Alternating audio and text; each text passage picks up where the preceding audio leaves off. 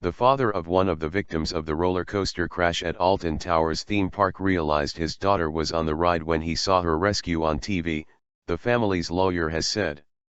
Leah Washington, 17, from Barnsley, one of 5 people severely injured on the Smiler ride on June 2, has had her leg amputated. Her father discovered his daughter was involved as he recognized her clothing. Lawyer Paul Paxton said victim Vicky Balch is battling to save her leg. He also told the BBC that compensation could run into millions of pounds. Mr. Paxton said for the most seriously injured you've got to plan over a lifetime. It is not just now. It is not just in the short-term rehabilitative period. It has got to be to cover them for the rest of their lives, he added. Merlin Entertainment, which owns Alton Towers, said it had contacted those injured and all 16 on the ride at the time of the crash would receive compensation. It said the crash was the first accident in the company's history.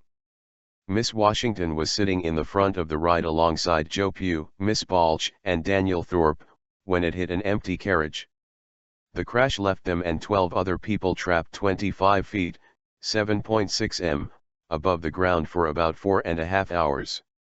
They were taken off the ride by firefighters using a hydraulic platform. Miss Washington sustained the most serious injuries, having her left leg amputated above the knee and being treated for a fractured hand.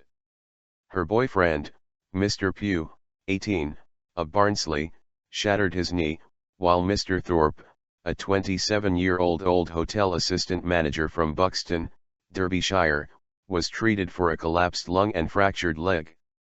Vicky Balch, 20, of Leland, Lancashire, underwent surgery for significant leg injuries, while a 5th victim, Chandaban Chauhan, 49, of Wednesbury, West Midlands, was admitted to hospital with internal injuries.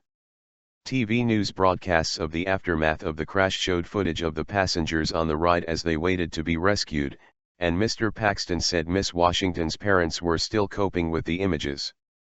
Mr. Paxton, head of the Personal Injury Department at Stewart's Law, said, "Certainly Leah's father was aware for many an hour that his daughter was on the ride. The only comfort, if that's the right way to put it, was that it wasn't clear early on the full extent of the injuries." He said the experience of seeing the rescue on TV added to his trauma. Mr. Paxton said despite her amputation, Miss Washington's morale in hospital was fantastic.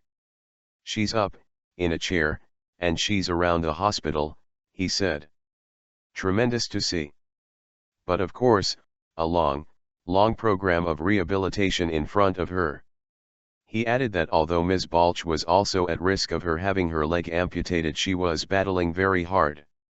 "Vicky has some very nasty leg injuries, and I think it's fair to say that she is fighting, to survive, with one of the legs, to avoid an amputation.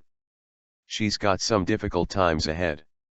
As well, Miss Washington and Miss Balch, Mr. Paxton represents Mr. Pugh and 5 of the other passengers who were on the Smiler roller coaster when it crashed, although not Mr. Thorpe. A health and safety executive investigation into the crash is continuing. Mr. Paxton said his clients were angered initially that this could happen in a theme park designed for pleasure.